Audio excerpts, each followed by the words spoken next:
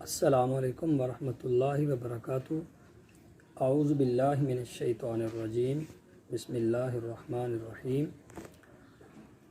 अल्लाह ताला से उम्मीद है कि आप सब खैरियत से होंगे और अपना जो भी होमवर्क वगैरह आपको मिला हुआ है उसकी आप अच्छे तरीके से तैयारी कर रहे होंगे।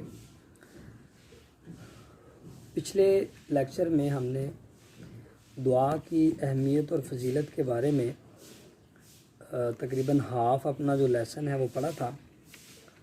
तो आज इंशाल्लाह उससे आगे जो हमने चीज़ें जो हम नहीं पढ़ सके थे इंशाल्लाह आज हम उसको पढ़ेंगे। तो लास्ट हमारा लेक्चर हुआ था उसमें जो इब्तदाई कुछ चीज़ें हैं जिसमें दुआ का मफ़हूम और दुआ की अहमियत कुरान की रोशनी में, ये दो चीज़ें हमने अपने लास्ट लेक्चर के अंदर पढ़ी थी।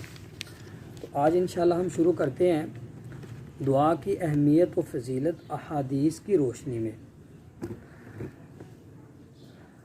तो आगाज़ करते हैं। नबी करीम सल्लल्लाहु अलैहि वसल्लम ने दुआ को इबादत की रूह करार दिया है।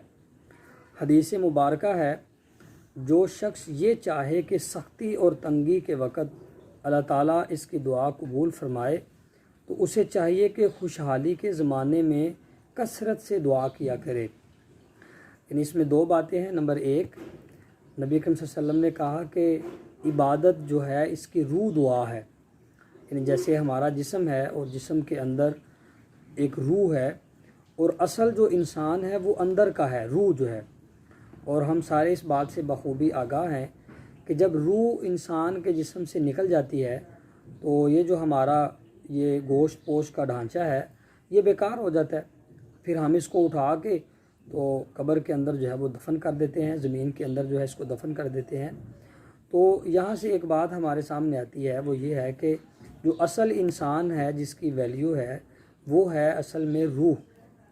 तो यानी एक तो यहाँ हमें ये भी सोचना चाहिए कि हमें अपना वो जो असल रूहानी इंसान है उसको मज़बूत करना चाहिए। और वो मज़बूत कैसे होगा? वो मज़बूत होगा अल्लाह ताला की इबादत के ज़रिए, और वही असल में मतलूब है, वही असल में मकसूद है। और हमारा बदकिस्मती हमारी ये है कि आज का ये जो मटीरियलिस्टिक दौर है इसमें सारा हमारा जो फोकस है वो इस हमारा जो ज़ाहरी जिस्म है गोश्त पोश का, इसको संवारने में लगा हुआ है, इसको खूबसूरत करने में, इसको मोटा ताज़ा करने में हमारा सारा पैसा भी, हमारा वक़्त भी लगता है। हम बड़े बड़े जिम जो है वो ज्वाइन करते हैं अपनी इस बॉडी को फ़िट रखने के लिए, ये भी ज़रूरी है। लेकिन अगर इसके साथ अंदर वाला जो इंसान है, जो रूह है, वो भी मज़बूत हो तो ये फिर बहुत ही अच्छी, बहुत ही मुस्तहसन बात है अल्लाह ताला के नज़दीक। तो यहाँ भी नबी करीम सल्लल्लाहु अलैहि वसल्लम ने फरमाया कि दुआ जो है ये इबादत की रूह है।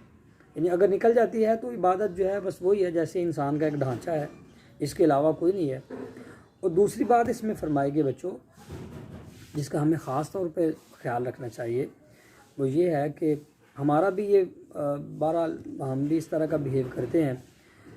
आम तौर पे होता ये है कि जब इंसान के ऊपर मुश्किल हालात आते हैं तो इंसान अल्लाह की तरफ रुजू करता है, और जब उसके ऊपर खुशहाली आती है तो आम तौर पे यानी ओवरऑल जो देखा गया है हम अल्लाह ताला को भूल जाते हैं। तो ये जो रविश है, ये जो तरीका है, ये अल्लाह ताला को इतना पसंद नहीं है। लिहाजा बुनियादी तौर पर क्या है यहाँ पे जो कहा गया है कि जो खुशहाली के ज़माने में कसरत से दुआ करता है तो जब तंगी आती है, एक मुसीबत आती है तो अल्लाह ताला फिर उस वक़्त भी उसकी दुआ को कबूल फरमाते हैं। तो इसका हमें एहतमाम करना चाहिए। रसूलुल्लाह सल्लल्लाहु अलैहि वसल्लम ने इरशाद फरमाया, दुआ इबादत है।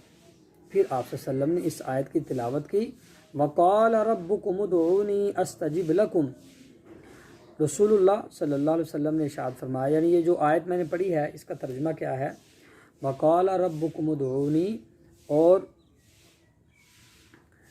कह दो तुम्हारा रब कहता है कि अदऊनी, मुझे पुकारो, अस्तजिब लकुम, मैं तुम्हारी दुआ जो है, तुम्हारी पुकार जो है उसको कबूल करूँगा। यानी अल्लाह इसमें हमें क्या कह रहे हैं कि तुम मुझे पुकारो, मेरे से दुआ करो, मैं तुम्हारी दुआ ज़रूर कबूल करूँगा। रसूलुल्लाह सल्लल्लाहु अलैहि वसल्लम ने इरशाद फरमाया, बारगाह इलाही में दुआ से ज़्यादा अज़मत वाली कोई चीज़ नहीं है। कितनी बड़ी बात है कि अल्लाह ताला के यहाँ जो अज़मत वाली चीज़ें हैं उनमें दुआ से ज़्यादा कोई अजीम चीज़ नहीं है। रसूलुल्लाह सल्लल्लाहु अलैहि वसल्लम ने इरशाद फरमाया, जो चीज़ें नाजिल हुई और जो चीज़ें नाजिल नहीं हुई, इन सब से दुआ नाफे है। इन जितनी भी चीज़ें नाजिल हुई हैं उनमें सबसे ज़्यादा जो नफ़ा बख्श चीज़ है वो दुआ करना है।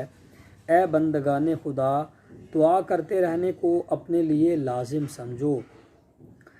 यानी दुआ जो है बच्चों, ये असल में इसका जो कॉन्सेप्ट है ना वो क्या है कि हमारा अल्लाह के साथ एक ताल्लुक़, हमें इस बात का एहसास हो कि हम आज़ाद नहीं हैं, हम अल्लाह ताला के बंदे और उसके जो है वो ग़ुलाम हैं और उसकी जो हुदूद अल्लाह ने हमारे लिए मुतय्यन की हैं हम उसके पाबंद हैं, हम उससे बाहर नहीं जा सकते। तो जब हम दुआ करते हैं तो हमें इस बंदगी का एहसास होता है कि हाँ हम किसी के बंदे हैं।